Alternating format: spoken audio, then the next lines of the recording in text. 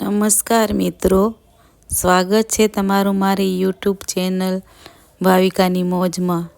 જય શ્રી કૃષ્ણ। સવારના વાગ્યા છે 5 અને હું અંદર દીવાબત્તી કરી આવી રસોડામાં અને હવે કરી રહી છું ઉંબરાની પૂજા। ઉંબરાને પહેલો પાણીથી છંટકાવ કરી અને સાફ કરું છું।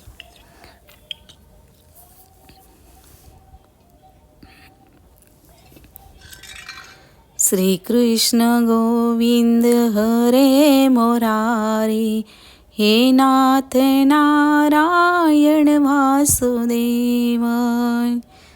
जय श्री कृष्ण मित्रों।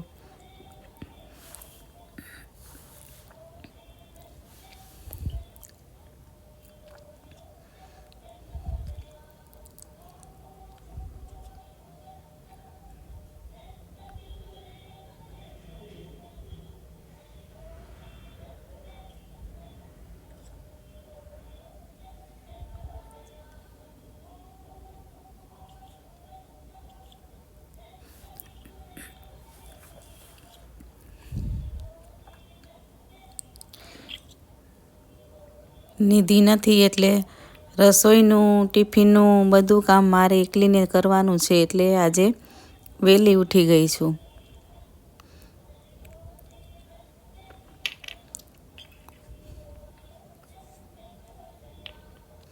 પૂજા પાઠ પહેલી કરીને પછી જ બધું કામ કરવાનું।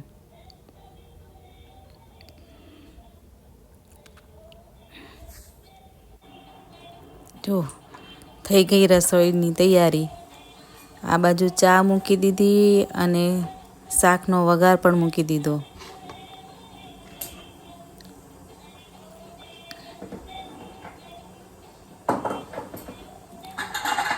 આજે બને છે શાક મિક્સ દાળનું। મિક્સ દાળ અને લીલી મેથી।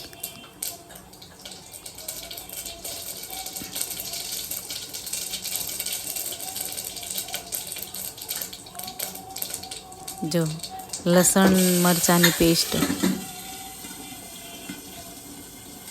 લસણ તો અમે આમ ઓછું ખાઈએ, પણ દાળનું શાકમાં જો લસણ ના નાખીએ તો સારું ના લાગે। કઠોળના શાકમાં લસણ થોડુંક પણ જોઈએ।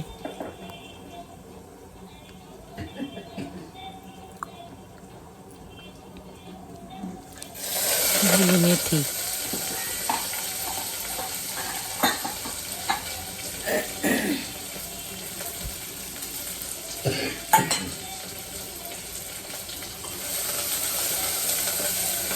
લીલી મેથી નાખીને એટલે હવે થોડીક વાર સાંતળવી પડે।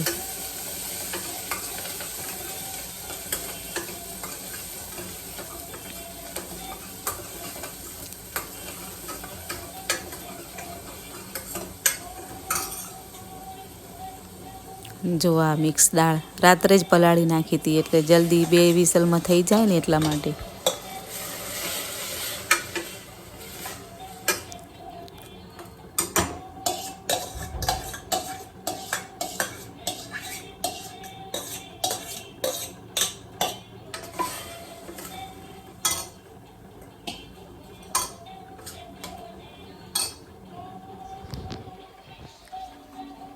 જો આ બાજુ લોટ તો પહેલાં જ બાંધી લીધો તો, ટિફિનની રોટલી બનાવી અને નાસ્તાની રોટલી બનાવી। આ બાજુ ચા પણ તૈયાર થવા આવી। હવે અમે જઈએ છીએ મંદિરે, મહાદેવના મંદિરે। તમને પણ દર્શન કરાવું, ચાલો મારી જોડે।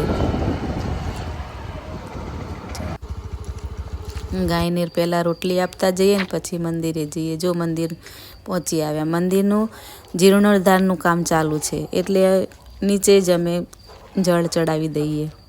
ઉપર જઈ શકાય એવું નથી, એટલા માટે હર હર મહાદેવ। જો તમે પણ દર્શન કરો।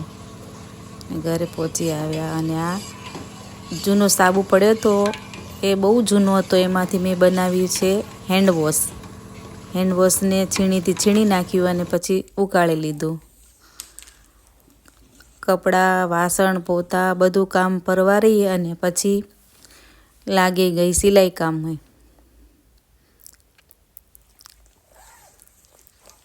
આ તેલ એક શોપિંગ બેગ સીવા આવી હતી. ક્લાયન્ટને અર્જન્ટ જરૂર હતું. થાકી તો બહુ ગઈ હતી, પણ તો એ કીધું લાવ સીવી દઉં.